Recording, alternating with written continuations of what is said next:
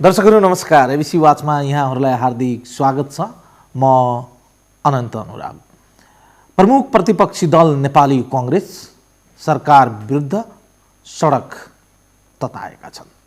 कांग्रेसका शीर्ष नेताहरूको नेतृत्वमै 77 जिल्लाबाट आज सडक प्रदर्शन गरेका छन्।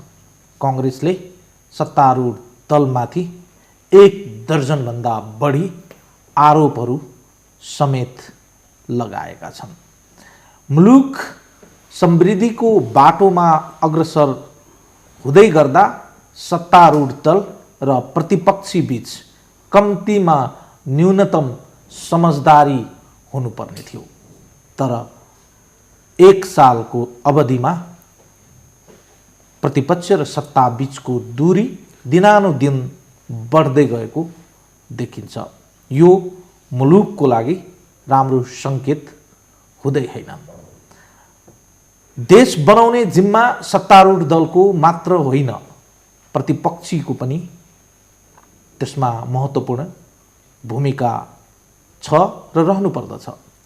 हिजोका दिनमा निर्वाचन ताका प्रतिपक्षी दलले पनि चुनावी घोषणापत्रमा आफू जितेमा ती विषयवस्तुहरूलाई कार्यान्वयन गर्ने प्रतिबद्धता जनाएकै हुन्।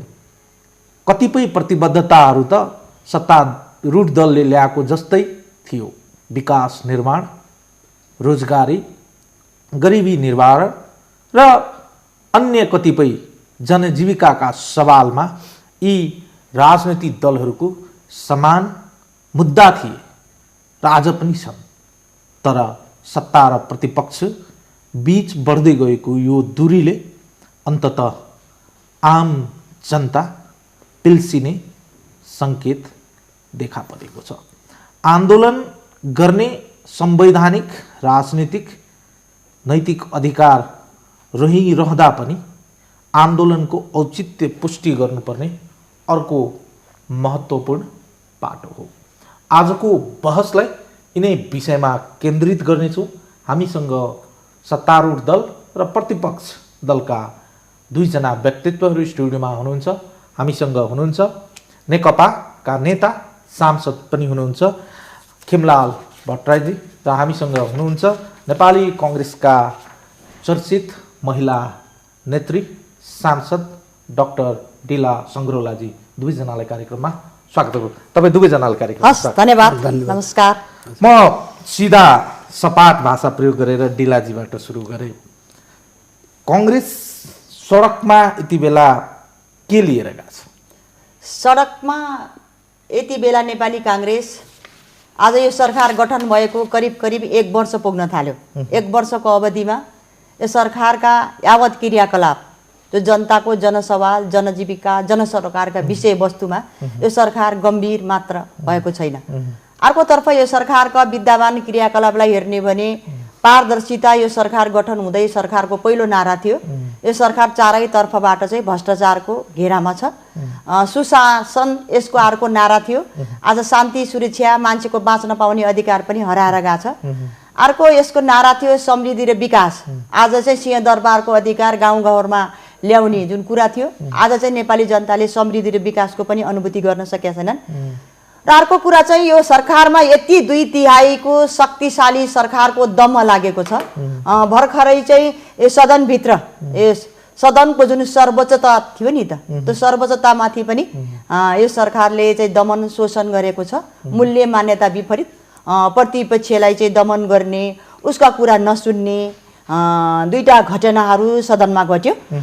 पहिलो घटना नेपाली कांग्रेसले हाम्रा आदरणीय नेता जुन चाहिँ राष्ट्रनायक गिरिजाप्रसाद कोइराला, गणतन्त्रका पिता, संविधानका पिता सुशील कोइरालाको नाममा रहेका 2टा हस्पिटल, क्यान्सर हस्पिटल बाँके, श्वास प्रश्वास केन्द्र तनहुँ, यो चाहिँ सङ्घीय सरकार मार्फत हुनुपर्छ भनेर मुद्दा उठाएर 1-2 दिन चाहिँ सदन अवरुद्ध गर्दै यसै बीचमा प्रतिपक्षको कुरा नसुनेर मर्यादा पालक लगाएर सत्ता पक्षकै माननीयले पनि हामीले चाहिँ रोस्टम घेर्न पाउने, विरोध गर्न पाउने, कुरा राख्न पाउने जुन अधिकार थियो, त्यो कुराको विपरीत यो मुलुकको सभामुख सत्तामुख बने। मर्यादा पालकहरूले पनि घेराबन्दीमा राखे। पुरुष मर्यादा पालकले महिला मर्यादा पालकमाथि हातपात गरे, सत्तापक्षकै मानवले रोस्टम घेर्न दिएनन्। यो घटनाले चाहिँ यो संसदको सर्वोच्चता पनि हराएको छ। दोस्रो कुरा चाहिँ अहिले भर्खरै चाहिँ यो संवैधानिक परिषदको विभिन्न आयोगहरूको चाहिँ गठन गरेछ यो सरकारले। संविधानमा उल्लेख भएकै छ नि त, प्रतिपक्षको नेतालाई चाहिँ समन्वय गरेर बोलाएर मात्रै बैठक गर्नु पर्थ्यो। त्यो संविधानको सर्वोच्चता, संविधानको मूल्य, संविधानमा जुन समन्वयकारी भावना पनि कुल्चिएर एकलौटी ढङ्गले आयोगहरूको गठन गरेर चाहिँ यो सरकार एकाङ्गी ढङ्गले 2/3 सर्वसत्तावाद र शक्तिशालीको दम्म देखाएर चाहिँ अगाडि बढेको छ। त्यसैको विरुद्धमा चाहिँ नेपाली जनताको पक्षमा चाहिँ हामी सदनमा पनि अझै हाम्रा मुद्दाहरू थाती नै छन्। सडक मार्फत पनि आज 77 जिल्लामा चाहिँ थुप्रै 16वटा मुद्दा लिएर चाहिँ हामी सडक आज आन्दोलन गरेका छौँ। तपाईहरूले जे जति मुद्दाहरू उठाउनु भएको छ यति बेला, तपाईहरूले जसरी जस्टिफाई गर्नु खोज्दै हुनुहुन्छ, यो साँच्चीकै हो या प्रतिपक्षीले चाहिँ उठाउनै पर्ने, प्रतिपक्षीको विरोध गर्नै पर्ने जुन परम्परागत हिजोदेखि चलिआएको कुरा हो, हामी छौँ है, हामी जनतामा छौँ है, देख्नको लागि मात्रै त होइन नि? यो देखाउनको लागि पनि होइन। आज 11 महिनासम्म नेपाली काङ्ग्रेसले रचनात्मक प्रतिपक्षको भूमिका हामीले सदनभित्र खेल्यौँ। यसको मूल उद्देश्य के थियो भने समृद्धि र विकास चाहिँ नेपाली काङ्ग्रेसको पनि एजेन्डा थियो। यो सुशासन नेपाली काङ्ग्रेसको पनि एजेन्डा थियो, होइन? हत्या हिंसा चाहिँ बाट मुक्त नेपाल बनाउनु पर्छ भने नेपाली काङ्ग्रेसको पनि एजेन्डा थियो। आज चाहिँ 11-12 महिनाको सेरोफेरोमा तपाईँले देखिरहनु भएको छ। आज यति हत्या हिंसा बलात्कार चरम सीमामा भएको छ। आज 6 महिना नागिसक्यो निर्मला पन्तका हत्यारा को हुन् भनिकन बार सदनमा सडकमा पनि कुरा उठ्यो। यो सरकार चाहिँ नाजवाब छ क्या, यो जवाबै दिइराखेको छैन। थुप्रै मुद्दाहरू लिएर, थुप्रै इस्युहरू लिएर चाहिँ नेपाली काङ्ग्रेस गएको छ। त्यस कारणले हामीले विरोधको लागि विरोध मात्रै गरिरहेका छैनौँ, प्रतिपक्षले भूमिका निभाउनको लागि पनि निभाइरहेका छैनौँ। नेपाली जनताको चाहना र भावना अनुसार यो सरकार जान छोड्यो, त्यही कुरालाई, त्यही मुद्दालाई लिएर नेपाली काङ्ग्रेस। तपाईहरूले चाहिँ पछिल्लो समय एउटा शब्द प्रयोग गर्नु भएको छ, संसदमा पनि त्यो विषयवस्तु उठ्यो, संसदमा पनि रेकर्ड भएको छ, सरकारलाई देखाइदिन्छु भन्नुभएको छ। के देखाउनुहुन्छ? सरकारलाई देखाउने कुरा होइन। यो सरकार, यो सरकारका प्रधानमन्त्री, यो सरकारका गृहमन्त्री प्रतिपक्ष भेटिएन, प्रतिपक्ष देखिएन, प्रतिपक्षले केही गर्न सक्दैन। 2/3 शक्तिशाली सरकार छ, हामी जे चाहन्छौँ त्यही गर्छौँ भन्ने जुन अभिव्यक्ति थियो, त्यो अभिव्यक्ति विरुद्धमा आज नागरिक समाज, सिङ्गो नेपाली जनता पनि जागेका छन्। त्यसकारणले सरकार अब आज कहाँ छ त? सरकार न किसानको पक्षमा छ, न मजदुरको पक्षमा छ, न आम नेपालीको पक्षमा छ, न समृद्धिको पक्षमा छ, न सुशासन दिने पक्षमा छ, न संवैधानिक मूल्य र मान्यता चाहिँ प्रतिपक्षले विरोध र अवरोध गर्न पाउने अधिकारलाई पनि कुण्ठित गरिरहेछ भनेपछि कहीँ पनि त सरकारले चाहिँ आफ्ना क्रियाकलाप देखाइरहेको छैन नि। त्यस कारणले यो सरकारलाई देखाउने होइन, सरकारले जुन अभिव्यक्ति बोलेको थियो, जुन चाहिँ शक्तिशाली छु भनेर अहम र दम्म देखाएको थियो, त्यो दम्मको विरुद्धमा नेपाली जनता आज सडकमा पनि छन्, सदन मात्रै होइन। खिमलालजी, उहाँहरूको आरोप चाहिँ ठिकै होला नि, होइन? अब उहाँहरू वास्तवमा चाहिँ यति बेला नेपाली काङ्ग्रेस जनताले पनि मूल्याङ्कन गरिराखेकै छ जस्तो लाग्छ मलाई। नेपाली काङ्ग्रेस धेरै हत्तालियो र यो 1 वर्षमै नेपाली काङ्ग्रेस यति धेरै छटपटिन्छ भन्ने हामीलाई लागेको थिएन। र नेपालको राजनीतिमा हामीले जुन नयाँ चिजलाई स्थापित गऱ्यौँ, जस्तो हामी संघीयतालाई स्थापित गरेका छौँ, धर्मनिरपेक्षतालाई स्थापित गरेका छौँ, गणतन्त्रलाई स्थापित गरेका छौँ, सामाजिक न्याय र समानुपातिक राजनीतिलाई, समावेशी राजनीतिलाई स्थापित गरेका छौँ। यति बेला चाहिँ निश्चितै रूपमा हामीले यो नयाँ हाम्रा चाहिँ उपलब्धिहरूको रक्षा र यसलाई चाहिँ संस्थागत गरेर जाने सिलसिलामा केही नयाँ कानुन बनाउनु पर्ने, नयाँ संरचना बनाउनु पर्ने राज्यको सामनेमा बाध्यताहरू छन्। यो नेपाली काङ्ग्रेसले नबुझेको कुरा होइन, काङ्ग्रेसले बुझिया छ। हामीले पहिलो सदनबाट चाहिँ मौलिक हकसँग सम्बन्धित कानुनहरू बनायौँ। अहिले यति बेला संघीयतासँग सम्बन्धित कानुनहरू र संविधानसँग बाजिएका कानुनहरू सदनले बनाएर अगाडि बढ्दैछ। कतिपय मुद्दाहरूमा चिकित्सा शिक्षा विधेयक, त्यसलाई हामीले चाहिँ अहिले सदनबाट पास गरेका छौँ। काङ्ग्रेसले यो चिज नबुझेको हो र विकासको एजेन्डाको कुरा गर्ने हो भने अहिले सरकार पुरै विकासमा केन्द्रित भएर, समृद्धिमा केन्द्रित भएर अगाडि बढिरहेछ। के मधेसमा चाहिँ हुलाकी सडक बनाउने कुरा बेठेको, आज हुलाकी सडक अनि पूर्व पश्चिम हाइवेलाई चाहिँ थप चौडा बनाएर जाने, 6 लेन बनाएर जाने, पहाडको विकासको मेरुदण्डको रूपमा रहेको मध्य पहाडी लोकमार्गलाई अगाडि बढाउने, त्यसलाई चाहिँ सम्पन्न गर्ने गरी अगाडि जाने र चुरे क्षेत्रको भित्री मधेसलाई चाहिँ विकास गर्ने गरी चाहिँ मदन भण्डारी राजमार्गलाई अगाडि बढाउने, उत्तर र दक्षिणलाई जोड्ने गरी चाहिँ कोशी कोरिडोर निर्माण गर्ने, कालीगण्डकी कोरिडोर बनाउने, कर्णाली कोरिडोर बनाउने, यी विकासका यी पूर्वाधारका कामहरू जसरी अगाडि बढेका छन् यो गलत हो। सरकारको विकासमा केन्द्रित भएर अगाडि बढेका छैन। उहाँहरूले सरकारको यसबाट यति बेला तपाईँलाई म भन्छु कृषिमा आधुनिकीकरणको प्रक्रिया अगाडि बढेको छ। यति बेला कृषिमा चाहिँ सुपर जोन र पकेट क्षेत्र बनाएर माटो बमोजिमको उत्पादन वृद्धि गर्ने, उत्पादन नबढाइकन देशको समृद्धि सम्भव छैन। उत्पादन बढाउनु पर्यो, जनताको चाहिँ घाँस बाँस कपासको समस्यालाई हल गर्नु पर्यो, शिक्षा र स्वास्थ्य एकदमै हामी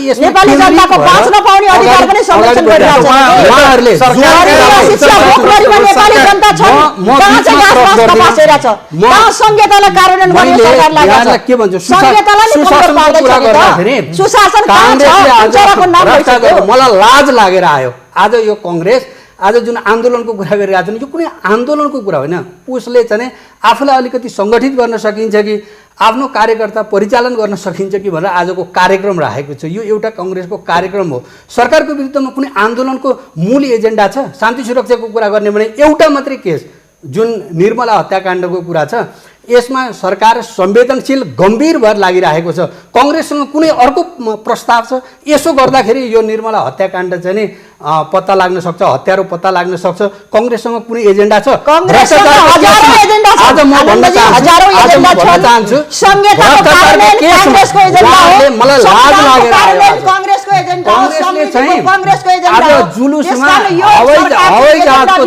एउटा हवाई जहाजको पोस्टर बनाएर यो वाइट बडी काण्डमा सदनमा कांग्रेसले वाइट बडी कसले सम्झौता गरेका थियो?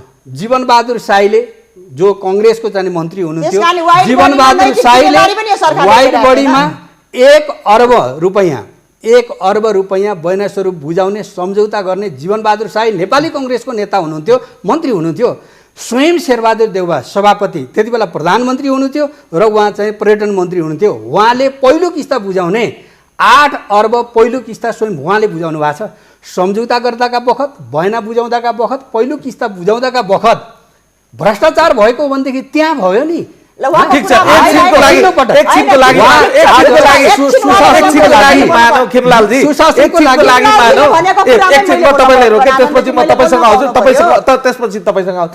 एकछिनको लागि मानौ योभन्दा पहिलेको सरकारले जे जस्तो गल्तीहरू गरे, जे जस्ता कमी कमजोरीहरू गरे, आम रूपमा अहिलेको वर्तमान सरकारले एकदमै पारदर्शी तरिकाले छरपष्ट ढङ्गले ल्याउन सक्नु पर्यो नि। त्यो पनि एकदमै गल्ती गरेको छ भने आज चाहिँ सदनमा छलफल चल्यो, समितिमा छलफल चल्यो, प्रतिवेदन आयो, आज अख्तियारमा त्यो कुरा गइरहेछ भनेदेखि गल्ती भएको छ भने 1 मिनेट पनि हाम्रो मन्त्रीले फुर्सद पाउनेवाला छैन। हाम्रो प्रधानमन्त्रीको डिटर्मिनेसन, आज प्रधानमन्त्रीको एजेन्डा छ, यो सरकारको एजेन्डा छ देशलाई सुशासन दिने, भ्रष्टाचार मुक्त नेपाल, सुशासनयुक्त नेपाल निर्माण गर्ने यो सरकारको एजेन्डा हो। 1 मिनेट पनि बस्ने अधिकार छैन। म के दाबी गर्दिनँ भने यहाँ भ्रष्टाचार भएको छ भनेर म दाबी गर्दिनँ, तर आज कांग्रेसले जुन विषय उठाइरहेको छ मूल एजेन्डा वाइट बडीमा सम्झौता गर्ने, सुरुको बयाना बुझाउने नेपाली कांग्रेसको नेता जीवन बहादुर साई उहाँ मन्त्री हुनुहुन्थ्यो, बयाना बुझाउने 1 अर्ब, पहिलो किस्ता बुझाउने प्रधानमन्त्री शेरबहादुर देउवा र स्वयं प्रधानमन्त्री नै अनि पर्यटन मन्त्री हुनुहुन्थ्यो, उहाँले पहिलो किस्ता 8 अर्ब बुझाउनु भएको छ। जिम्मेवारी लिनु पर्दैन, अनि चाहिँ फोटो देखाउँदै हिँडेर हुन्छ? वाइट बडीको जिम्मेवार बन्नु पर्दैन? नेपाली कांग्रेस यति अत्तालियो 1 वर्ष चाहिँ शासन सत्तामा नहुँदाखेरि र विकासको अरू कुरा गर्नु छ भने विकासको मसँग यस्तो सत्ता चाहिँ नेपाली कांग्रेसले 15 सालदेखि जनताले दिएर चलाएको क्या। हामी चाहिँ सत्ताबाट बाहिरिँदै चाहिँ उहाँले भने जस्तो हामी आत्तेका पनि छैन। सत्ता पायौँ भनेर उहाँ जस्तो 2 दम्म दिएर मात्तिँदै चाहिँ बोल्दै भ्रष्टाचार गर्दै सुशासन नदिने, शान्ति सुरक्षा कायम नगर्ने, मैले गरेँ भनेर डम्फु बजाउँदै भाषण गर्दै पनि हामी हिँड्या छैन। मेरो बोल्न दिनुस्।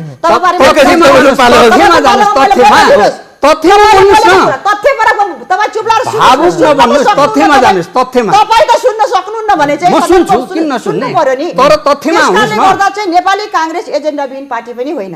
आज गणतन्त्र नेपाललाई संस्थागत गर्ने एजेन्डा पनि नेपाली काङ्ग्रेसको हो, संहितालाई कार्यान्वयन गर्ने एजेन्डा पनि नेपाली काङ्ग्रेसको, संविधानलाई कार्यान्वयन गर्ने एजेन्डा पनि नेपाली काङ्ग्रेसको। तर प्रतिपक्षमा हुनुहुन्छ, तर प्रतिपक्षमा हुनुहुन्छ। आज संविधानमा लेखेको छ नि त, सभामुख उपसभामुख विपरीत लिङ्ग र पार्टीको हुनेछ। आज 1 वर्ष भइसक्यो सर्वोच्चमा रिट छ भनिकन त्यही पार्टीको दुईटै पार्टीको सभामुख उपसभामुख बसिरहने। आज संविधानमा लेखेको छ नि त, संवैधानिक परिषदको नियुक्ति र निर्णयमा चाहिँ प्रतिपक्ष दलको नेतालाई नबोलाएर संविधानको धारै कुल्चिने भनेपछि संविधानको कारणले पछि पनि यो सरकार चाहिँ प्रतिपक्षले हलो अर्काएर गोरु चुप होइन पनि त गर्नु होइन। ठीक छ, तपाईले भनेको प्रतिपक्षीको दायित्व यो पनि हो नि। नेपाली जनताले औलो ठडाइसके, यो सरकार भ्रष्टाचारको जालोमा छ। आज व्हाइट बडी काण्ड मात्र होइन, चिनी काण्ड मात्र होइन, सुन काण्ड मात्र होइन, हरेक मन्त्रालयभित्र चाहिँ भ्रष्टाचार भएका हरेक दिन पत्र पत्रिकामा चाहिँ आइरहेका छन्। व्हाइट बडी प्रकरणमा तपाईकै पार्टीका नेताहरू कति मुछिएका छन्? व्हाइट बडी प्रकरणमा हामीले भनेका छौँ, हाम्रो नेताले पनि बोल्नु भएको छ सदनमा, हामीले पनि कुरा उठाएका छौँ।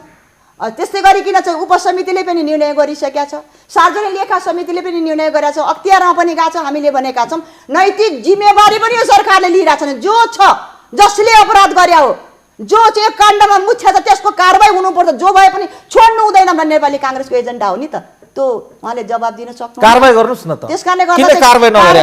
कारबाही गर्नुस् न, पहिला पार्टी भित्रबाट कारबाही गर्नुस्। आरोपित भएका व्यक्ति नैतिकताको कुरा आइसकेपछि त आरोपित व्यक्तिलाई चाहिँ कारबाही गर्नुस् न। शेरबहादुर तामाङले एउटै बोल्दैमा राजीनामा दिनुपर्ने। यो मुलुकका चाहिँ यो मुलुकको संस्कृति तथा पर्यटन मन्त्रीले यत्रो काण्ड हुँदा नैतिक जिम्मेवारी नलिने, काङ्ग्रेसले नैतिकताको कुरा गर्दा शेरबहादुर देउवाजीलाई दलको नेताबाट हटाउनु पर्यो, पछाडि ठहराउने भने नेपाली जनताले सोधेको कुरामा चाहिँ हामी गएका छौँ। त्यसैकारणले नेपाली काङ्ग्रेस चाहिँ आफ्नो नियमित कार्यक्रम लिएर गएको होइन। नेपाली जनताको पक्षमा यो सरकार जुन राज्य आतङ्क छ नि, आतङ्क चाहिँ सदनमा मात्र चलाइरहेको छैन, हरेक ठाउँमा चाहिँ आतङ्क चलाइरहेको छ। बाँच्न पाउने अधिकार कुण्ठित भइरहेको छ। समृद्धि र विकास नेपाली कांग्रेस संसदीय नेपाली कांग्रेस संसदीय राजनीतिबाट हार खाएको हो अहिलेको सत्ताबाट हैन। संसदीय लोकतन्त्रको हिमायती, संसदीय लोकतन्त्रको जननी नेपाली कांग्रेस हो। अनि सडकमा पुग्नु भयो त? संसदभित्र त ठाउँ पर्याप्त छ, संसदभित्र ठाउँ पर्याप्त छ तपाईहरुको लागि। संसदभित्र तपाईहरुले चाहिँ तपाईहरुको विषयवस्तुहरुलाई सल्ट्याउने कुराहरु त थियो पनि हामी पोख्छौं। सडकभित्र पुग्दा पनि यो सरकार सच्याएन भने हामी सत्याग्रह गर्छौं। 5वटा सभाबाट हामी रूपान्तरण गर्छौं। किन नगर्ने? जनताको प्रतिनिधि हौं हामी।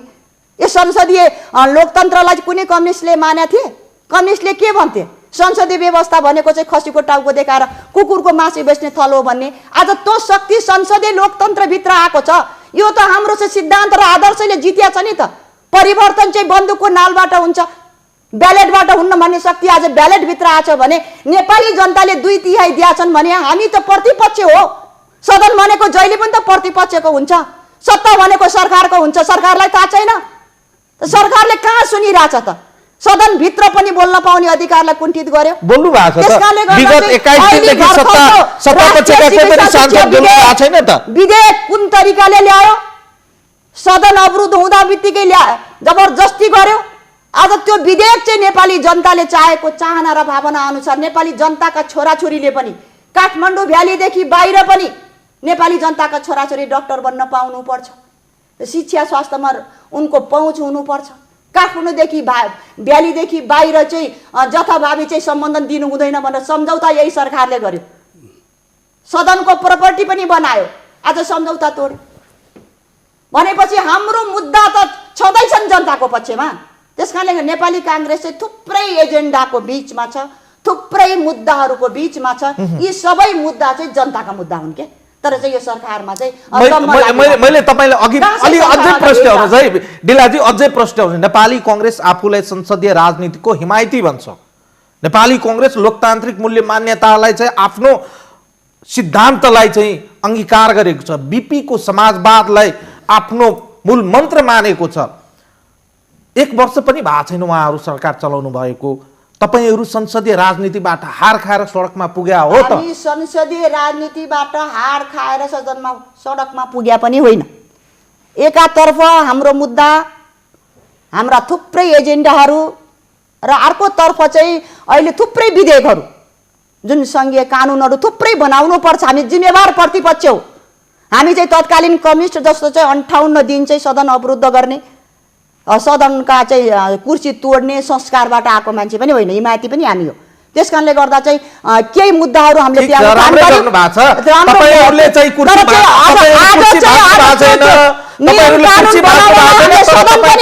आज सदनमा पनि हामीले खुल्ला राखेका छौँ। हाम्रो एजेन्डा पनि त्यो जीवन्त छ। तर सडकमा चाहिँ नेपाली जनताको पक्षमा पनि हामी सडक छर्नु पर्छ। तपाईले भने कुरा ठिकै होला। तपाईहरु कुर्सी पनि भाँच्नु भएको छैन, रेलिङ पनि भाँच्नु भएको छैन, खाली तपाईहरुको विद्यार्थीहरुलाई सडकमा ओह्रालेर सरकारी गाडीमा आगो लगाउन मात्रै पठाउनु भएको छ। यो शनिबारको दिन सरकारी गाडी कुदाउँछन्, कुन चाहिँले आगो लागि गर्छ, नेमिसँगले लगायो कि कसले लगायो कि यो हामी कसरी भन्न सक्छौँ? त्यस कारणले गर्दा यो शनिबार चाहिँ सरकारी गाडी कुदाउँदै हिँड्नुपर्ने यो सरकारले। विद्यार्थीहरूले चाहिँ कतिपय आतंककारीहरू फिर्ता लिनुपर्छ। पक्कै पनि थिएन। यो मुलुकमा सुशासन स्थापना हुनुपर्छ भन्दै गर्दा चाहिँ यो सरकारले आतंककारी थिएनन् होला, बाहिरबाट आएका तेस्रो मुलुकबाट आएका आतंककारी थिएन। सडक पनि तात्छ। सदनमा पनि हामी यावत मुद्दाहरू उठाउँछौँ, तर सदनमा चाहिँ अहिले चाहिँ ऐन कानुनहरू पारित गर्नुपर्ने छ। त्यसका जिम्मेवार प्रतिपक्ष भएर पनि सँगसँगै यो बाटोलाई हामी लैजान्छौँ।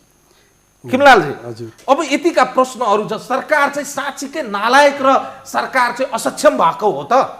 सरकार आफ्नो एजेन्डामा क्लियर छ। संविधानतः अहिले यति बेला संविधानले चाहिँ हामीलाई समाजवाद उन्मुख अर्थतन्त्र, नेपालको राजनीतिलाई समाजवाद उन्मुख गरेर अगाडि बढाऊ भनेर संविधानको आदेश छ।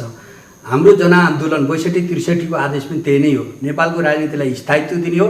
सरकार यसमा सक्रियतापूर्वक क्रियाशील भइरहेको छ। यति बेला सरकारले निश्चित रूपमा संविधानसँग बाजिएका, संहितासँग जोडिएका कानुनहरू निर्माण गरेर अगाडि बढ्दैछ। 174 वटा कानुन यो सदनबाट हामीले पास गर्नुपर्ने छ। त्यसपछि मुलुकमा आवश्यक पर्ने संरचना र कानुन हामी बनाइसकेका हुनेछौँ र देशले समृद्धिको यात्राको गति बढाउँछ। अहिले यति बेला सरकार सम्पूर्ण रूपमा विकास, समृद्धि, संरचना र कानुन निर्माणको चाहिँ फेजमा चाहिँ अगाडि बढिरहेको स्थिति हो। सुन्नुहोस्, मैले उहाँले भनेको कुरा एउटा कुरामा मेरो ध्यान गएको छ, त्यो भनेको चिकित्सा विधेयकको सन्दर्भमा। यति बेला हामीले चिकित्सा शिक्षालाई र सम्पूर्ण शिक्षालाई कम्तीमा पनि केही वर्षभित्र चिकित्सा शिक्षाको हकमा हामीले 10 वर्षभित्र यसलाई गैर नाफामूलक बनाऊँ भन्ने प्रस्तावलाई अगाडि सारेका छौँ। आज चाहिँ नि डाक्टर केसीसँग हाम्रो विमति भएको एउटा बुँदा यो पनि हो। तर के सरकारले यो सही काम गरेको छैन? यो जनपक्षीय र राष्ट्रपक्षीय काम हो कि होइन? जनताका छोराछोरीहरूले पढ्न सक्ने गरी कानुन बनाउनुपर्छ वा चाहिँ ऐनहरू बनाउनुपर्छ, शिक्षालाई त्यस रूपमा अगाडि बढाउनुपर्छ भन्ने चाहिँ यदि काङ्ग्रेसको मान्यता हो भने काङ्ग्रेसले यसको किन विरोध गर्नुपर्ने?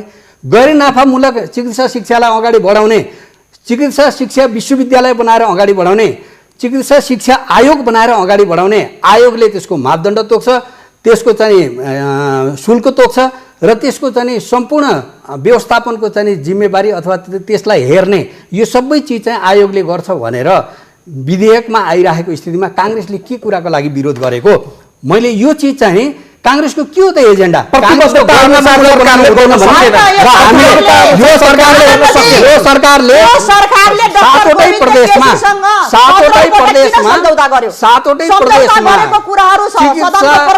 मेडिकल कलेज बनाउने यो सरकारको योजना छ भने उहाँले दिलाजी तपाईँले बोल्न दिनुहोस् न। तपाईँ बोल्न म बोलेको छैन नि, तपाईँ नबोल्नुहोस् न, म अर्को पालामा बोल्नु होला।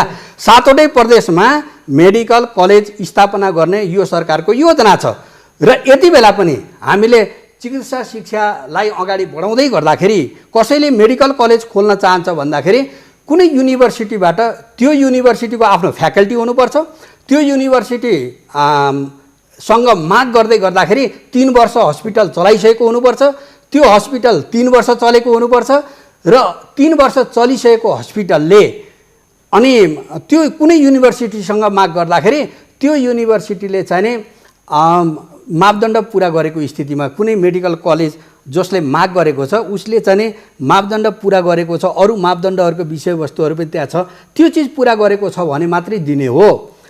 त्यो स्वयं विश्वविद्यालयको आफ्नो फ्याकल्टी हुनुपर्छ। अनि मात्रै त्यसले दिन सक्छ र 5 वटा मात्रै दिन सक्छ। फेरि 5 भन्दा बढी दिन सक्दैन। छ। हामीले डक्टर केसीसँग भएको चाहिँ सम्झौता 15औं पटक सम्झौता हुँदा केमलाजीले उहाँले उठाएको कुरामै म गाँस्न खोजेँ। 15औं पटक जुन हामीले चाहिँ तत्कालीन चाहिँ नेपाली काङ्ग्रेसको चाहिँ प्रधानमन्त्री हैन अहिलेको पार्टी साझा शेरबहादुर प्रधानमन्त्री भए बेलामा पनि गोविन्द केसी अनसनरत थिए। सुशील कोइराला प्रधानमन्त्री हुँदा पनि अनसनरत थिए। केदार भक्तमाथेमा हैन गौरी कार्की आयोग पनि गठन भयो र हामीले चाहिँ त्यही अध्यादेश राष्ट्रिय चिकित्सा शिक्षा अध्यादेश त्यही अनुरूप आउनुपर्छ पनि भन्यौँ। त्यही बेलामा चाहिँ डाक्टर गोविन्द केसीले जुम्लाबाट अनसन सुरु गरे। त्यो अनसन पछाडि चाहिँ यही कांग्रेसको विरोध मैले त्यही विरोधमा आउँदैछु, म त्यसैमा आउँदैछु। त्यो सरकारका प्रतिनिधिले सम्झौता गरे। सम्झौता के गरे भने उनको मूल के थियो भने काठमाडौँ भेलीदेखि बाहिर चाहिँ एउटा विश्वविद्यालयलाई 5 वटा भन्दा चाहिँ सम्बन्ध नदिने भन्नेमा चाहिँ सरकारका प्रतिनिधिले तपाईले अलिकति कन्साइड गरौ। यो बहुत धेरै हैन सम्झौता गरे तर आज के हो भने पछाडि गोविन्द केसीले उठाएको माग चाहिँ एजेन्डा चाहिँ कांग्रेसको एजेन्डा हो कि होइन वा कांग्रेसको एजेन्डा हो भने डाक्टर केसीको एजेन्डा हो कि होइन भन्ने सवाल हो। अथवा अहिले चाहिँ यो सवाल भनेको छुट्याउनु पर्छ। राष्ट्रिय चिकित्सा संघ अध्यादेश नेपाली कांग्रेसको एजेन्डा हो। त्यो एजेन्डालाई डाक्टर गोविन्द केसी हैन तपाईको डिफर केमा यो सरकारले ल्याएको अध्यादेश थियो नि त तपाईहरुले लिएर आएको डिफर कुरा के हो भन्दै छु। तपाईहरुले नै सम्झौता यो सरकारले सम्झौता गरे हो नि त। डाक्टर केसीले भन्ने भन्दा राम्रो गरेको सम्झौता भन्दा सम्झौता किन गर्यो? सदनको सम्पत्ति किन बनाइयो? सदनमा इन्डोर्स किन गरियो? सारा कुरा भइसके पछाडि चाहिँ आफ्ना व्यापारीकरण गर्नको लागि जतिलाई पनि चाहिँ सम्बोधन दिन सक्ने 5 वटा भन्दा बेसी यसैमा चाहिँ प्रश्नमा भइरहेको। तपाईले भन्नुभयो डाक्टर केसीले उठाएको मुद्दा चाहिँ नेपाली कांग्रेसको मुद्दा थियो भने नेपाली कांग्रेसको मुद्दा बोकेर 24औं दिनसम्म डाक्टर केसीले भोक हडताल गरेको हो। तपाईलाई फेरि मैले कुरा यो बुझाउन सकेन। अनसनरत हुँदा डाक्टर गोविन्द केसीले जुन माग राखे त्यो मागलाई एड्रेस गरेर नेपाली कांग्रेसले तत्कालीन राष्ट्रिय शिक्षा अध्यादेश ल्यायो नि त। त्यो नेपाली जनताको पक्षमा थियो, हामीले पनि महसुस गरे हो। आन्दोलन त गोविन्द केसी त्यही बेला पनि थिए भने उनले उठाएका मुद्दा नेपाली जनताका मुद्दा भए। शिक्षा स्वास्थ्यमा नेपाली जनताको पहुँच हुनुपर्छ मुद्दा भन्दा त्यो सरकार पनि त झुक्या थियो नि। अनि यो सरकारले पनि त आन्दोलन गर्यो, यो सरकारले पनि त सम्झौता गर्यो भने हुन्छ नि।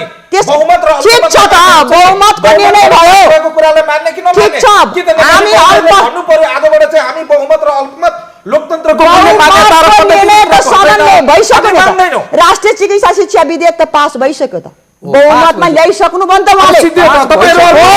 अर्को संघर्षको लडाई छ नेपाली जनता गर्नुहोस् भने अर्को निर्वाचन हामीले अल्पमतले बहुमतलाई शासन गर्नुपर्छ भन्ने छैन। विधेयकलाई चाहिँ तपाईहरु च्यातेर फाल्यो विधेयक च्यातेर फाल्ने कुरा पनि छैन। यो पास भइसक्यो। 5 वटा एउटा युनिभर्सिटीले 5 वटा मलाई थाहा छ आशय पत्र पाएका सम्मान दिन पाउने गरी नै यो विधेयक आएको छ। डाक्टर साहबलाई यो जानकारी रहेन छ। मलाई के को विरोध दुवै जनाले रोके। मैले एकैछिन दुवै जनाले रोके गर्ने त तपाईको विरोध के त? सुन्नुस् है तपाई दुवै जनाले रोके। डाक्टर केसीसँग काम डिफर भयो। तपाई दुवै जनाले रोके। छोड्दिनुस् न त पास भइसक्यो। नेपाली जनताले निर्णय गर्छ नि त। तपाई दुवै जनाले रोके। डाक्टर गोविन्द केसीले गरेका मुद्दा ठिक थिए अथवा राष्ट्रिय चिकित्सा शिक्षा विधेयक अहिले सरकारले ल्यायो ठिक थिए कि बेठिक थिए भनेको त नेपाली समाजले नेपाली जनताले निर्णय गर्छ। यसको संघर्ष फेरिया छ के अर्को रूपमा छ हामी। त्यसमा यो आइसक्यो नि आवधिक निर्वाचन हुन्छ नि। उहाँहरूले गलत गर्नु भएको छ भने अबको 4 वर्षपछि हुने आवधिक निर्वाचनमा तपाईहरु बहुमतले हराउनु। हामी सत्तामा जान हतार छैनौं। मैले अघि नै पनि भनिसके यस्तो सत्ता नेपाली कांग्रेसले थुप्रै चोटि नेपाली जनताले दिया छन् के। आज नेपाली जनताले त 2/3 को सत्ता दिए नि त। जनता किन दुरु रोए? समृद्ध नेपाल सुखी नेपाली होइन, समृद्ध नेपाल गरिब नेपाली अशिक्षा भोकमरी सँग लड्नु पर्ने नेपाल किन भने त्यसकारण आज नेपाली जनता हामी त दिलाजी उहाँहरुले आज यो स्थिति मुलुकको छैन भने यो स्थिति हुन्छ अवस्था हो र यो स्थिति हुन्छ त हो र भने समाजवाद सत्ताको माया आज छैन, सत्ताको मात्रै माया छ। यस्तो हो सत्ताको मात्रै माया छ। संविधानमा समाजवाद उन्मुख राजनीति स्थापित गर्ने भनेको छ। समाजवाद उन्मुख भनेको जनताको घाँस बास कपास शिक्षा र स्वास्थ्य यी आधारभूत कुराहरूमा राज्यले सरकारले यसको जिम्मेवारी लिनुपर्छ। यसलाई ध्यान दिएर सरकार अगाडि बढ्नुपर्छ। आज सरकार त्यही गर्दैछ। चिकित्सा शिक्षालाई गैर नाफामूलक बनाउने भनेर भनेको छ। उहाँहरू अत्तालिनु भएको छ। उहाँहरूको के हो त दृष्टिकोण? हामीले भनेको छौँ चिकित्सा शिक्षालाई र अरू शिक्षालाई पनि यसलाई गैर नाफामूलक बनाऊ, सेवामूलक बनाऊ हामीले भनेका छौँ। यस्तो कुरामा कांग्रेसले स्पष्ट तार्किक रूपमा हुनु पर्यो नि। डाक्टर ढिला मान्यज्यूले तर्क गर्नु पर्यो। कांग्रेसको यो कुरामा हाम्रो विरोध हो, शान्तपूर्वक भन्न भइहाल्छ, बिस्तारै भन्न भइहाल्छ। तर्क गर्नु, हामी सही तर्क रहेछ भने जनताको पक्षमा, राष्ट्रको पक्षमा तर्क सही रहेछ भने त्यसलाई ग्रहण गरेर सरकारले अगाडि बढ्छ। हाम्रो कुनै नियत बाङ्गो भएर यी कुरा गरेका छैनौँ। जनता तपाईहरुको मात्रै पक्षमा हो, उहाँहरुको पनि पक्षमा। 2/3 जनता त हाम्रै पक्षमा छ। यो सरकार असफल हुनु हुँदैन। यो सरकारले समृद्धि दिनै पर्छ। पासो लाएर चाहिँ असफल आज यो सरकार संहिताको पक्षमा छैन। उहाँहरुलाई विश्वास के छ भने काम गर्न पाइरहेको यो ओली सरकार, यो नेकपा नेतृत्वको सरकार यो सफल हुन्छ। यो सफल हुन्छ। यसले नेपालमा विकास गर्छ, यसले पूर्वाधारको विकास गर्छ, कृषिलाई आधुनिक बनाउँछ, पर्यटनको विकास हुन्छ, जनताको पक्षमा काम हुन्छ। जनताका यावत गाँस बास कपासका समस्या समाधान हुन्छन्, शिक्षा स्वास्थ्यका समस्या कांग्रेस अत्तालिएको छ। अरू के पनि होइन। यो सरकार सफल हुन्छ भने त्रास हो नभए त्रास हो। तपाईहरुसँग भोलि राजनीति गर्ने कुनै एजेन्डा हुन्छ भन्ने डर लाग्यो हो। 5 वर्ष यो सरकार सफल होस्, जनताको पक्षमा काम गरोस्, जनताको पक्षमा समृद्धि र विकासको अनुभूति दियोस्। तोकाका कोरोस्। तपाईहरु त सडकबाटै छिनो भानो गर्छु भन्नु भएको छ नि त।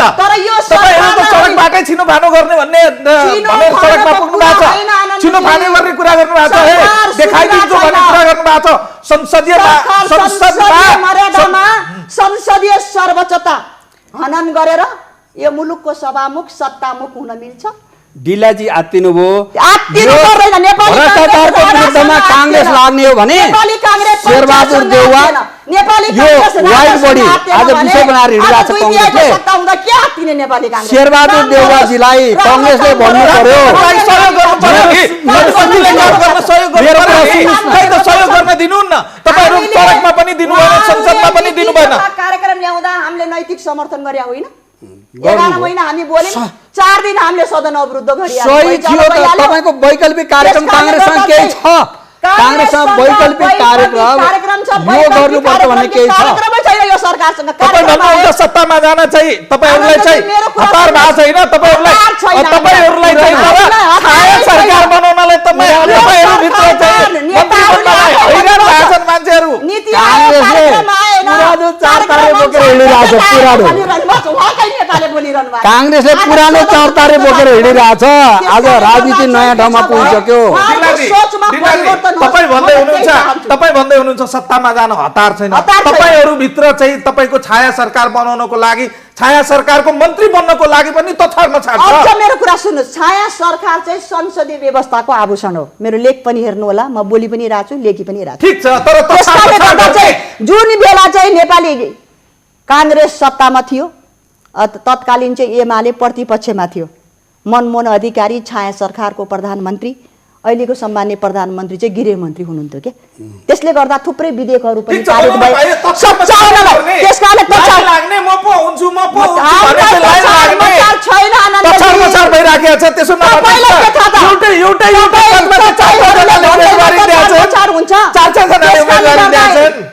यो चाहिँ छाया सरकार भनेको एउटा खबरदारी गर्ने हो क्या।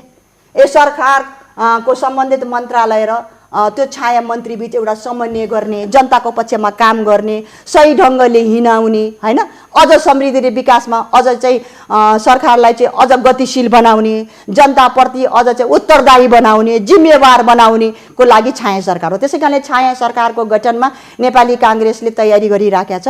यो चाहिँ नेपालमा आइसकेका पद्धति हो। विश्वमा हेर्ने भने वेस्ट मिनिस्टर पद्धति हो, बेलायत यसको जननी हो। कति देशमा चाहिँ यसले वैधानिक मान्यता पाउँछ। त्यस कारणले हामी अहिले चाहिँ भनेको ओपोजिसन भनेको त चाहिँ वेटिङ इन गभर्मेन्ट पनि हो नि। त्यस कारण सबै कुरालाई खिल्ली त उडाउनु भएन नि त। यो सरकार यो प्रतिपक्षमा रहेर त तत्कालीन एमालेले त यो प्र्याक्टिस गरिसकेका कुरा हो। त्यस कारणले छाया सरकारको बाट पनि हामी यो चाहिँ सुत्रियोस् भन्ने कुरालाई हामी छाया सरकारको पक्षमा पनि छौं। अघि पनि मैले जोडे, लोकतन्त्रमा आवधिक निर्वाचन हुन्छ, लोकतन्त्रमा जनताले आफ्नो मतलाई सच्याउने ठाउँ पनि पाउँछ। तपाईले भनिराख्नु भएको छ अहिले नेकपा एमालेले मतदान गरेका जनताहरू धुरु धुरु रोइराखेका छन् होला। 5 वर्ष त जनता कुर्नु पर्ने भयो। जनता त 5 वर्ष कुर्न तयार छन्। तपाईहरू प्रतिपक्षमा हुनुहुन्छ, 5 वर्ष त कम्तीमा धैर्य धारण गर्नु पर्यो। हामी धैर्य धारणमै छौं। सडकमा यो सरकारलाई खबरदारी गरे हामीले। आँखा खोल, नलिदाऊ। कांग्रेसले छाया सरकार बनाउनु पर्दैन। कांग्रेसलाई विकास देऊ, हामीले के भन्छौं भने साझा एजेन्डा बनाउनु, विकासको साझा एजेन्डा बनाउनु। केही गर्न हामीले खबरदारी गरिरहेका काम पनि गया होला नि त अहिले। त्यसकारणले गर्दा चाहिँ हामीले यो कांग्रेसलाई हाम्रो आह्वान छ, साझा एजेन्डा बनाउनु विकासको। कांग्रेस पनि यही सरकारमा आओस्। सरकार धेरै अत्तालियो, कांग्रेस धेरै अत्तालियो। त्यस कारणले गर्दाखेरि यो कांग्रेसले छाया सरकार बनाउनु पर्दैन, यही सरकारमा आओस्, हाम्रो आह्वान छ। तर अन्य देशमा तपाईँ हेर्नुहोस्, अन्य मुलुकमा टाढा नजाउँ, यहाँ हामी भारतमा हेरौँ। जब मुलुकमा सङ्कट आउँछ, तर जब मुलुकमा समस्याहरू आउँछन्, त्यो समस्याको समाधानको लागि निकासको थलो, राष्ट्रिय बहसको थलो सदन बन्छ नि त। तर आज के छ भने देश खुम्चिँदा पनि सीमा आज हिजै कञ्चनपुरबाट आइरहेछ, सीमा मिचिरहेछ। देश खुम्चिँदा पनि हामीले राष्ट्रिय बहस गरेनौँ हैन। आर्थिक नाकाबन्दी लाउँदा हामी सरकारमा थियौँ, हामी राष्ट्रिय बहस एजेन्डा आजका होइनन्। त्यसकारणले गर्दा मैले भनिरहेको छु, सबै इतिहास मैले भनिसक्नु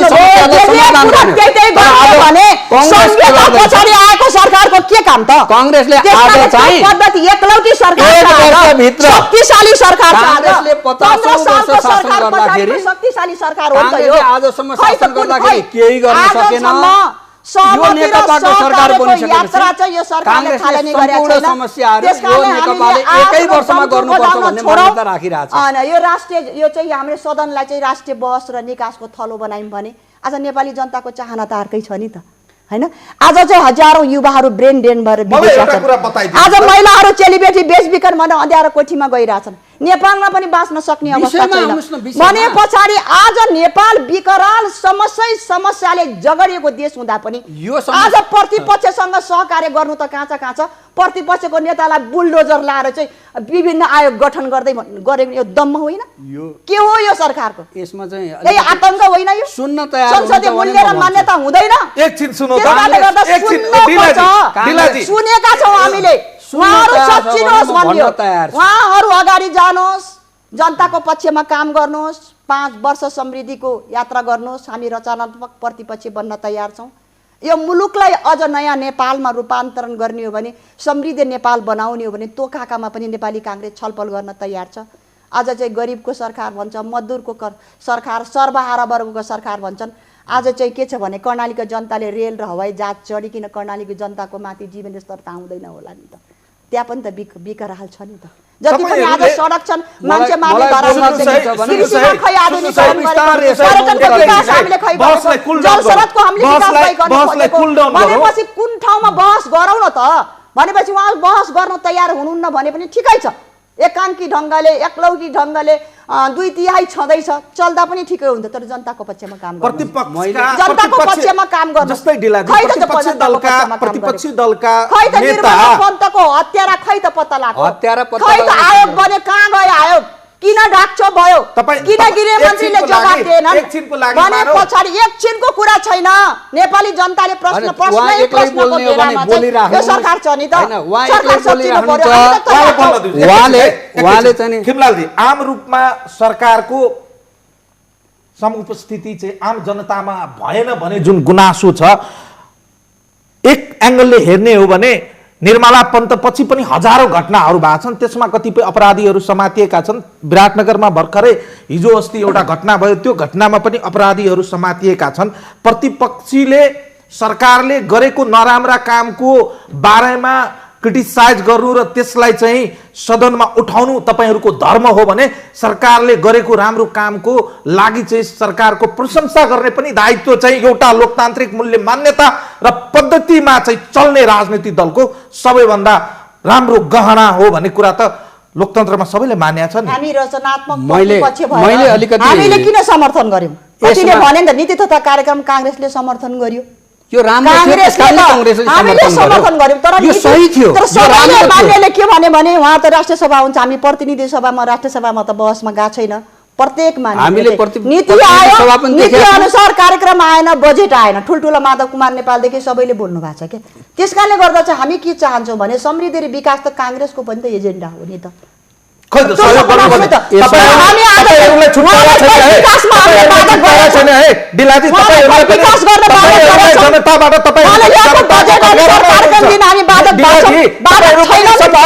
सरकारले आफ्नो नीति र कार्यक्रम अनुसार बजेट ल्याएर काम गर्न सकिरहेको छैन के। सरकार आफै रुमलिया छ भित्र किन हो, किन तपाईहरुले जिम्मा लाइदिन्छ सरकार, जिम्मा लाउनु पर्दैन।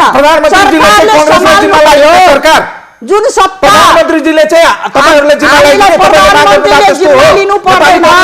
प्रधानमन्त्रीले उखान टुक्का चाहिँ कम बोल्नु पर्यो, रियालिटीमा उभिनु पर्यो। अहिलेको सरकारले छैन गरेको विकास प्रतिनिधि सभाको नियमावली यहाँलाई म भन्न चाहन्छु, अहिलेको सरकारले गरेको विकासबाट कांग्रेस आएको हो। प्रधानमन्त्रीले चाहिँ सार्वजनिक महत्त्वको अभिव्यक्ति सदनमा दिनुभयो। यो कांग्रेसलाई लागेको लोड सेडिङ मुक्त नेपाल हुँदैन भनेर नेपाल लोड सेडिङ मुक्त त हामीले गर्यौं, कहाँ दिनुभयो? अब रेल आउँदैन भन्ने बेला लागेको छ। नेपालमा रेल आउँछ, उत्तर दिनुहुन्छ पनि गोलमोल बाटो आउँछ, सारा कुरा अवरोध, कृषिको आधुनिकीकरण हुन्छ, विकास हुन्छ। राजनीति गर्ने भने राजनीति कहाँ जान्छ? ल अब चाहिँ म कन्क्लुजनतिर लगे। अब बहस तपाईहरु बीचमा धेरै भयो, तपाईहरु दुवैजना बाजिनु पनि भयो, दुईजना चाहिँ प्रश्न उत्तर पनि गर्नुभयो। मलाई बताइदिनुस्, लोकतन्त्रमा संसद भने जनताको आवाज बोल्ने थलो हो नि, हो। तपाईहरुको आवाज चाहिँ त्यहाँ सुनिएन। हामीले जनताका प्रतिनिधि हौं। एउटा विषय चिकित्सा शिक्षा विधेयकमा उहाँहरुको गलत दृष्टिकोण थियो, उहाँहरु नियत बस्यो काम गरिरहनु भएको थियो। जनताको पक्षमा सरकार उभिँदाखेरि संसदले त्यो कुरालाई अनुमोदन गर्न अगाडि बढेको छ। संविधानका पिता कांग्रेस चाहिँ कांग्रेस आत्या थियो, कांग्रेसलाई सरकारले भनिरहेको थियो कि दुईटा हस्पिटलको बारेमा प्रधानमन्त्रीले बोलिरहनु भएको थियो, त्यसको बारेमा अलिकति अध्ययन गरौँ, छलफल गरौँ, ती हस्पिटलहरुलाई अझै राम्रो बनाऊ। कांग्रेसले गिरिजा प्रसाद कोइरालाको हस्पिटल 15 बेडको बनाउने हो। एलर्जी छ। नेपालको इतिहास उहाँले चाहिँ गिरिजा बाबुले शान्ति सम्झौतामा गरेको चाहिँ हस्ताक्षरले उहाँले मिटाउन सक्नुहुन्छ। यो कुरा कांग्रेस कोइरालाले चाहिँ संविधानको पिता भएर कांग्रेसले संविधानमा टेकेर कांग्रेसले 15 सयको हस्पिटल बनाउने गिरिजा प्रसाद कोइरालाको नाममा 15 सयको हस्पिटललाई केन्द्रले हेर्नुपर्छ भनेर चाहिँ संसद अवरुद्ध गर्ने बुलडोजर लाउन खोज्ने यो कांग्रेसको दरिद्रता, यो कांग्रेसको हतारो मात्रै हो। गिरिजा प्रसाद कोइरालाको हस्पिटललाई नामको हस्पिटललाई ठुलो बनाउनु पर्दछ। त्यसलाई चाहिँ यो सरकारले स्थापित गर्नु पर्यो भने हाम्रो यो कांग्रेस लोकतन्त्र खतरामा छ। लोकतन्त्र खतरामा होइन, नेपाली कांग्रेस खतरामा छ कि लोकतन्त्र खतरामा छ? लोकतन्त्र माथिको मूल्य र मान्यता माथि उहाँले अपहरण गर्नु भएको छ। कसरी सरकार जुन यसको आदर्श थियो नि साम्यवादी, कांग्रेस कति अत्तालिएको छ भन्ने कुरा आज दिलाजीको चाहिँ अभिव्यक्तिले देखाउँछ। अधिनायकवादी चरित्र, लेनिनवाद खै त तपाईहरुलाई बाँधेर जेलमा राख्नु भएको छैन, तपाईहरुमाथि चाहिँ सडकमा चाहिँ गाडी बुलडोजर लागेको छैन। सदन भनेको प्रतिपक्षको पनि हो। प्रतिपक्षको बोलीलाई प्रतिपक्षले राम्रै कुरा उठाछन् भने के राम्रो उठाछ ल भन्न तर्क गर्न आधार के तपाईहरुले राम्रो उठाउनु भएको छ भने त्यसको आधार के? तपाईहरुले उठाउनु भएको सबै कुरा राम्रै छ भने आधार के? जस्तै दिलाजी तपाईहरुले उठाउनु भएको छ हरेक कुरा चाहिँ राम्रै छ भने आधार पक्षले तपाईहरुले उठाउनु भएको सबै कुरा चाहिँ राम्रो छ भने यसको आधार के? यसको मापन कसरी गर्नु? त्यसकारणले गर्दा चाहिँ उहाँहरु प्रतिपक्षले उठाएको प्रतिपक्षको वाइट बडी त्यो शेरबहादुर देउवा र जीवनबहादुर शाहीले सुरु गरेको हो। वाइट बडी काण्ड जीवनबहादुर शाही र शेरबहादुर देउवाले प्रतिपक्षले उठाएको चिकित्सा शिक्षा विधेयक, यो दुईटा कुरा चिकित्सा शिक्षा विधेयकमा उहाँहरुको नियत बस उहाँले गलत दृष्टिकोण राख्नु भएको छ, उहाँले त्यसलाई अल्झाउन चाहनु भएको छ। सरकारको सही दृष्टिकोणलाई अवरोध गर्न खोज्नु हो, त्यसकारणले हामीले पास गर्यौं। सरकार कुनै कुराको पनि नैतिक भ्रष्टाचार गरेको छ भने कांग्रेसले सुरु गर्यो, कांग्रेसले गर्यो। यो सरकारले भनेको थियो नि त सुशासन पहिलो तपाईं तर्कमा जानु, तथ्यमा जानु न, तथ्यमा तपाईँ तर्क आउनुस् न। के हो त के हो वाइट बडीमा शेरबहादुर मैले सोध्छु देउपाको संलग्न छ भने पनि कारबाही हुनुपर्छ भने आयो। तपाईँ जस्तो नैतिक जिम्मेवारी नलिने हो। आज खानेपानी मन्त्रालयमा तपाईँ किन जिम्मेवारी ल्याएको छैन? संसारमा भ्रष्टाचार भएको छ, वाइट बडीमा भ्रष्टाचार भएको छ। 33 किलो सुन कहाँ राख्नु भएको छ? 33 चिनी काण्ड तपाईँको कहाँ गयो? निर्मला पन्त हत्याकाण्ड कहाँ गयो? काण्डको बीचमा तपाईँहरूले स्वीकार गर्नु सबै कुरालाई त्यसै कारणले गर्दा चाहिँ कुनै सबै कुरालाई उठाउने कारबाही गर्ने यही सरकार हो। ल्याएर चाहिँ यो सरकार चोखो छ, सबै त्यही बेला आएको। तपाईलाई एउटा प्रश्न छ, मेरो गम्भीर प्रश्न। तपाईले मलाई सोध्नु एकछिन है, तपाईलाई म एउटा प्रश्न गर्छु। एकछिन है, तपाईले दिलाजी एकछिन है, मान्यता काम गर्नु एउटा कुरा म सोध्न चाहन्छु दिलाजी एकछिन है, प्लिज है एकछिन। वहाँ सुन्न सक्नुहुन्छ भने एकछिन है, म एउटा दिलाजी उहाँलाई बोल्न दिनुहोस् प्लिज, भन्नुहोस् है। आज नैतिकताको कुरा उहाँले गर्नुभयो, नैतिकताको कुरा गरिराख्नु भएको छ। नैतिकताको कुरा गर्ने हो भने वाइट बडीमा पहिलो किस्ता तिर्ने शेरबहादुर देउवालाई दलको नेताबाट हटाउन र उहाँले नैतिकताको कुरा गर्ने हो भने कांग्रेसको सभापति पदबाट हटाउन उहाँ तयार हुनुहुन्छ। जीवनबहादुर साईलाई हटाउन उहाँ तयार हुनुहुन्छ। कांग्रेसको नैतिक तपाईले लेख्दैन हुन्छ, लेख्दैन हुन्छ के पार्नुभयो? जीवनबहादुर साईले पहिलो किस्ता बुझाएको, सम्झौता गर्ने जीवनबहादुर साई, पहिलो किस्ता बुझाउने शेरबहादुर देउवा भ्रष्टाचारी हो भने सरकारले गरे हो। नैतिकताको जिम्मेवारी उहाँले लिनु पर्यो। तथ्यमा तर्कमा जानुस् न, तर्क गर्नुस्। तपाईँ तथ्यमा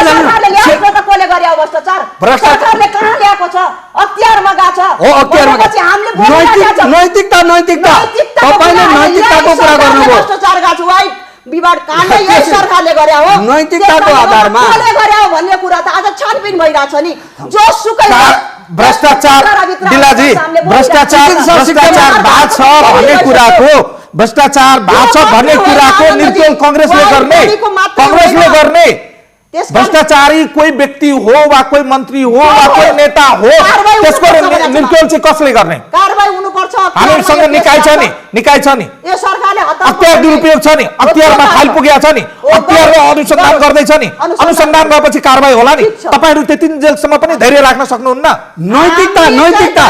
नैतिकताको जिम्मेवारी कांग्रेसले लिने कि नलिने त्यो कुरा गर्नु पर्यो नि। मात्रै होइन के सबै ठाउँमा भ्रष्टाचारको डेली तपाईँ पेपर पढ्नुस् न। नैतिक जिम्मेवारी कांग्रेसले लिनु पर्दैन।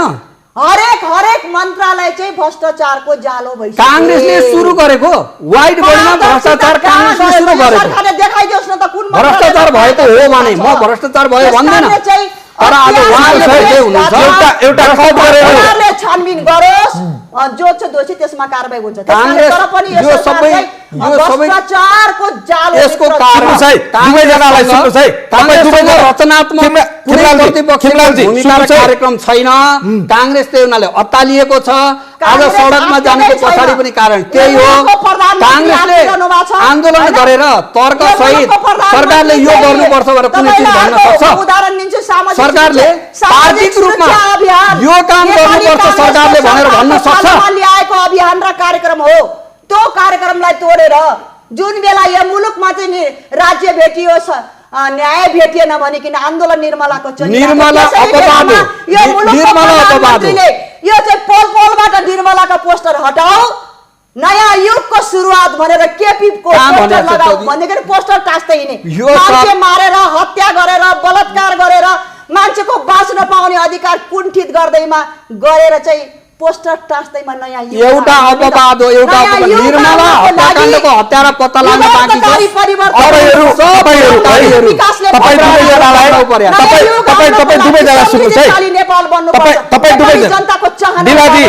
दिलाजी सुन्नुहोस् है, यो सरकार कहाँ छ?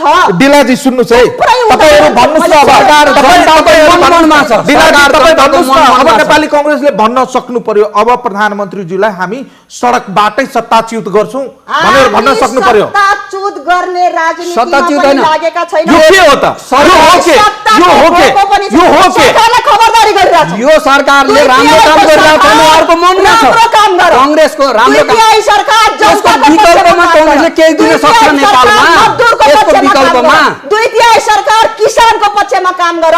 किसानको- जुन मुद्दा बोकेर आयो त्यो मुद्दादेखि बाहिर यो सरकार किन जाँदैछ भन्ने हामी खबरदारी गरिरहेछौँ। सरकारको कार्यक्रम सुन्न तयार हुनुहुन्छ, म बताउँछु। जनताले आफै सत्ता दिन्छ। सबै सरकारले के गर्दैछ भन्ने कुरा म बताउन तयार छु। सुध्रिनुपर्छ, सुन्न तयार हुनुहुन्छ। खबरदारी हामी गरिरहेछौँ। मलाई बताइदिनुहोस् त, मलाई खबरदारी गरिरहेछौँ। अर्को पनि बताइदिनुहोस् डिलाजी। दबाब सत्ता गरिरहेछौँ, सरकार ध्यानाकर्षण गरिरहेछौँ, सत्ता सुन्नुपर्छ सत्ता भनिरहेछौँ। सत्तामा त्यो हाम्रो धर्म। तपाईँले सत्तामा रहेको सरकारले के गर्दैछ भनेर। सत्तामा रहेको दलले हरेक कुरा प्रतिपक्षीसँग सोधेरै गर्नुपर्छ भने कहीँ लेखिया छ? सरकारको तर्फबाट हामी चुनावको बेलामा जे घोषणा पत्र थियो सोध्नु पर्दैन। त्यही घोषणा पत्रको आधारमा अगाडि नेपाली बढिरहेछ। जनताका प्रतिनिधि प्रतिपक्षका माननीय पनि हुन्। नेपाली जनताका प्रतिनिधिले उठाएका यावत कुराहरू सदनमा उठाउँदै गर्दा त्यो कुराको सम्बोधन गर्नुपर्छ कि के उठाउनु भयो तपाईले? सुन्नुहोस् है, सुन्नुहोस् है, सुन्नुहोस् है, फेरि पनि भन्छु, अहिले बोल्न पाउने कि नपाउने, बोल्न पाउने कुरा गर्न सदनमा पाउने कि नपाउने, सदनमा विरोध गर्न बोल्न पाउने कि पाउने। तपाईँहरूको माइक काट्यो, मार्का लगाएर संसदबाट बाहिर धकेल्यो। तपाईले कांग्रेसको विकासको एजेन्डा सोध्नु। कांग्रेसको विकासको एजेन्डा के छ सोध्नु।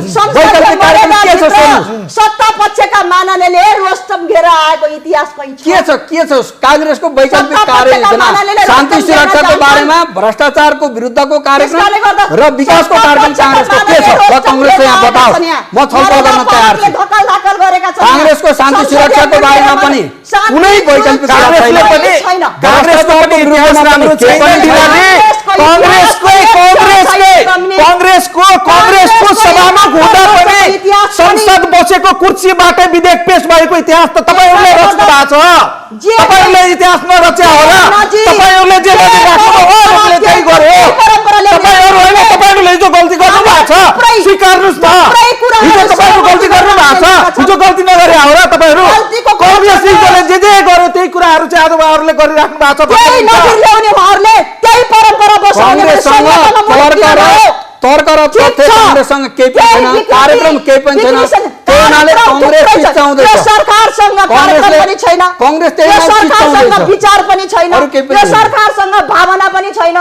यो सरकार अब यसो गर्नुस् न, सडकबाट तपाईहरुको लागि सडक हो, तपाईहरुको लागि सडक हो, सडकबाट नयाँ सरकार आनन्दजी गर्नुस् न। पाँचवटा सबाट कांग्रेस रूपान्तरण गर्न चाहन्छ। पहिलो ठिक छ, सडकबाट सरकार घोषणा गर्नुस् न। सडकबाट यदि सडक जाँदै सडक हुन्छ भने सडकबाट चाहिँ सरकार घोषणा गर्नुस् न। नेपाली जनताको पक्षमा नेपाली कांग्रेस सडकबाट पनि रूपान्तरणको एजेन्डा ल्याउँछ। सडकबाट सरकार घोषणा गर्ने संगठनबाट हुन्छ सडकबाट। तर यति पनि सच्चे नभने सत्याग्रहबाट यो मुलुक परिवर्तन र तपाईहरु सत्ता परिवर्तन चाहेको छ, यही हो। यही हो सत्ता परिवर्तन कांग्रेसले सत्ता परिवर्तन चाहेको छ। कांग्रेसलाई चाहिएकै छैन। कांग्रेस प्रतिपक्षमा छ, कांग्रेस एउटा सिपाहीको रूपमा छ। कांग्रेस छाया सरकारबाट पनि सरकारलाई खबरदारी गर्न चाहन्छ, सदनबाट पनि खबरदारी गर्न चाहन्छ, सडकबाट पनि खबरदारी गर्न चाहन्छ। तर यो मुलुकको प्रधानमन्त्री हात्तिनु भएको छ। यो मुलुकको प्रधानमन्त्री संसदीय लोकतन्त्रभित्र प्रदेशमा के कानुन बनाउने, के नियम बनाउने भनिकन छलफल गर्नुको सट्टा यो मुलुकको प्रधानमन्त्री 2-2 घण्टा प्रदेशको सदनमा भाषण गर्नुहुन्छ। त्यसैले गर्दा चाहिँ आज प्रदेश सरकार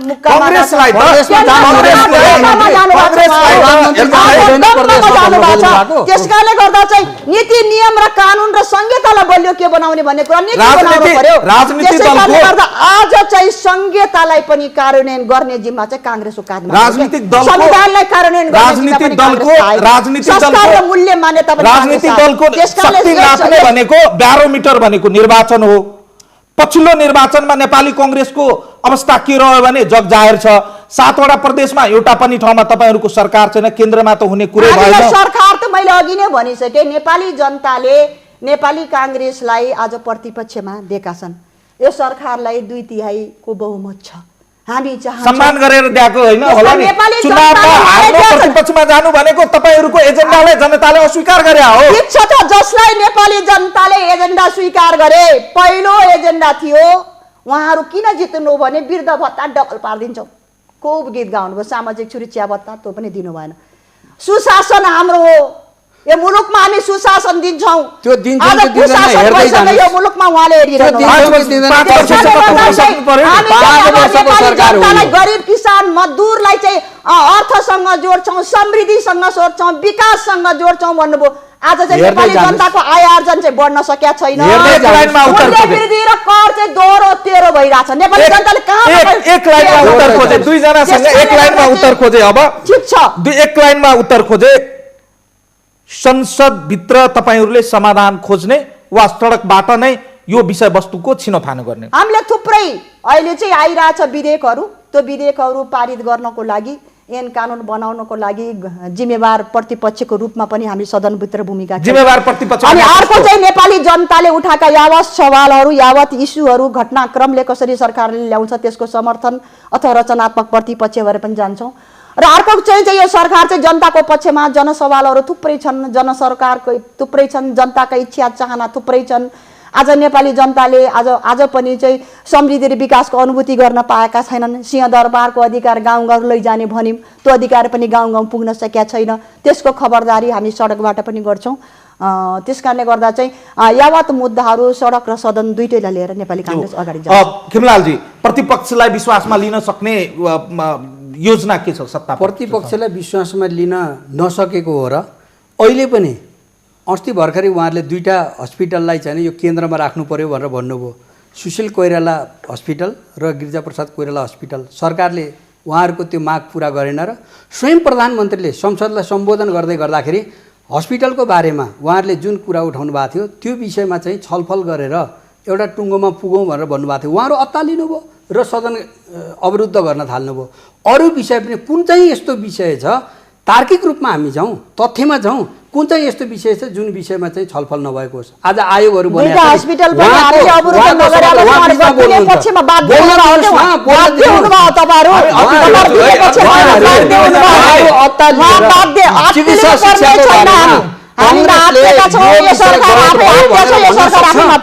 एउटा विषय जुन कुरा आज हामीले सदनबाट पास गरेका छौँ, सरकारले ल्याएको विषय ठिक थियो, त्यस कारणले सदनले त्यसलाई एप्रुभ गरेका छ। आयोगको विषयमा पनि उहाँको शेरबहादुर देउवाजीले मलाई नसोधिकन गर्यो भनेर भन्न सक्नुहुन्छ। उहाँसँग सल्लाह भएरै गरेको छ नि, उहाँ बाहिर हुनुहुन्थ्यो, तपाईँहरूले गर्नुहोस् म बाहिर छु भनेर उहाँले भनेको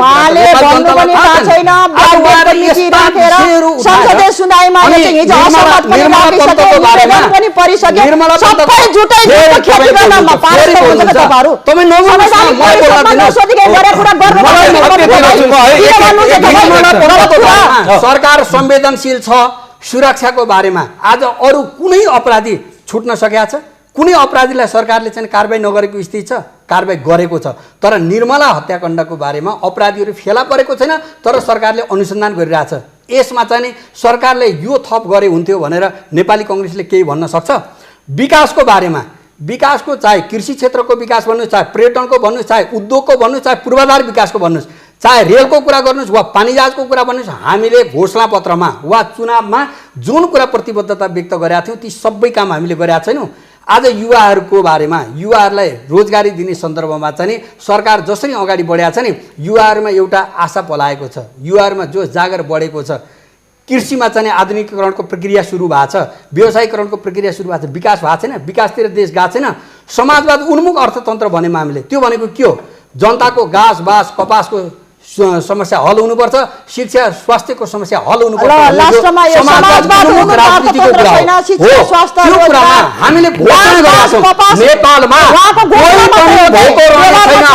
नेपालमा कोही पनि घरबार विहीन हुने छैन, नेपालमा कोही पनि नाङ्गो हुने छैन। हामीले त्यो चिज घोषणा गरेका छौँ। हाम्रो देशलाई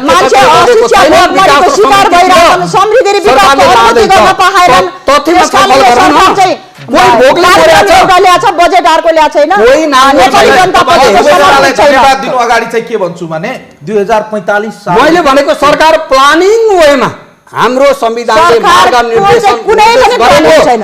त्यो दिशामा सरकार केन्द्रित भएर अगाडि बढेको सरकारको छ। केन्द्रमा तर आज कांग्रेस नेकपाको राज्य सरकार आतंक त्यसरी कसरी अगाडि बढ्दाखेरि दुःख दिने? आजको 2 वर्ष कुर्नु कसरी चाहिँ अधिनायकबाट देशको 2 वर्ष कि अलि पार भयो, 1 वर्षको चाहिँ 4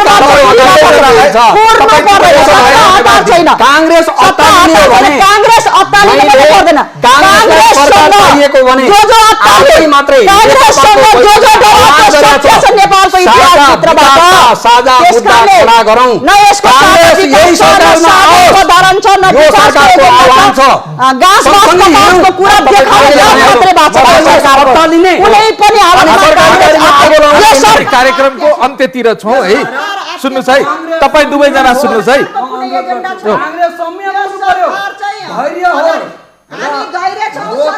ल मैले तपाईँ दुवैजनाले धन्यवाद दिएँ। म तपाईँ दुवैजनाले धन्यवाद दिएँ। मैले तपाईँ दुवैजनाले धन्यवाद डिलाजी म तपाईँले धन्यवाद दिएँ। खिमलालजी मैले धन्यवाद दिएँ। जानुभन्दा अगाडि मैले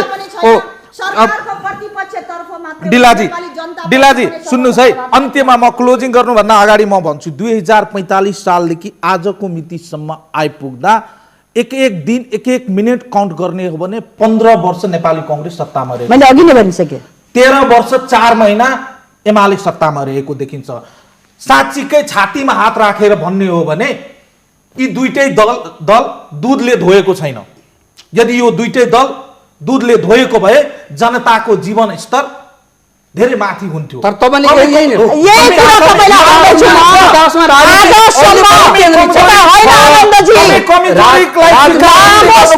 आफ्नो कमी कमजोरीलाई स्वीकार गर्नु। कांग्रेस आज मुलुकलाई यो बाटोमा ल्याउँछ नि त।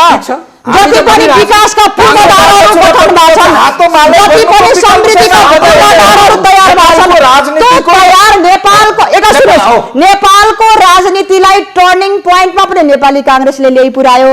तपाईले भने जस्तो लामो समयसम्म सत्ता पनि हामीले हासिल गर्यौं। सत्ताको मार्फतबाट जति पनि आर्थिक पूर्वाधारहरू छन्, त्यो पूर्वाधारको बाटो हामीले गर्यौं। सरकार किन हिँड्दैन?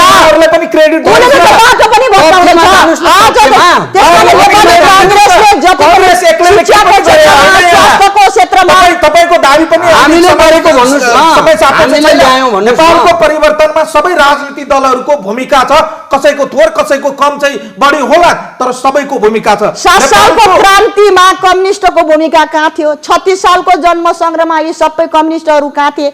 46 सालको परिवर्तनमा साथको कम्युनिस्ट घटक ल्याएर नेतृत्व लिएर कांग्रेससँगै त हिँड्यौं नि त। यसले गर्दा आज मुलुकको परिवर्तन भयो। आज ६५-६३ को दोस्रो जनआन्दोलनमा मिलेर राजा फाल्यौं। आज तपाईले भने जस्तो मुलुकमा त केही उपलब्धिहरू पनि हासिल भएछन्। गणतन्त्र हासिल भएको छ, मिश्रित निर्वाचन प्रणाली हासिल भएको छ, समावेशिता हासिल भएको छ। तर यो उपलब्धिलाई संस्थागत गर्ने क्रममा आज नेपाली जनताले 2/3 आज सरकार तपाईहरुलाई दिएको छ। संहिताको कार्यान्वयन पनि हामीले गर्यौं, निर्वाचन पनि हामीले गर्यौं भने हामीलाई त प्रतिपक्षमा बस्न दिएको छ नि त। खबरदारी मात्र हामी गरिरहेछौं। सरकार आत्तिनु किन छ? आत्तिनु किन पर्यो?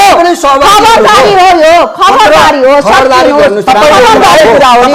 सच्चिनुस् भने हो नि त। तपाईहरुको सरकार तपाईहरुले चलाउने हो, हामीले चलाउने होइन नि त। सरकार सत्ता तपाईहरुको हो। कांग्रेस नेपालको राजनीतिलाई अझ अगाडि लैजानुहोस्। आज सहमति सहकार गराउन भने पनि केही छैन। राजनीतिमा कांग्रेसले पनि जतिसुकै फुइ लाए पनि, नेकपाले पनि जतिसुकै फुइ लाए पनि नेपालको राजनीतिको इतिहास छ। सहमति सहकार्य सद्भावको विकल्प छैन। तपाई पनि सडक तताएर चाहिँ तपाई गन्तव्यमा पुग्न सक्नुहुन्न। सहमति सहकारीको विकल्प छैन।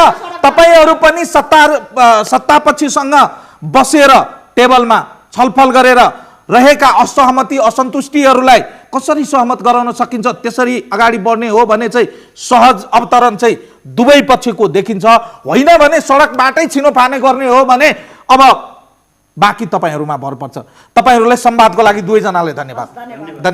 दर्शकहरु आजको लागि यति नै। सम्पूर्ण युनिट लाइभ बल पनि बिदा दिनुहोस्। नमस्कार।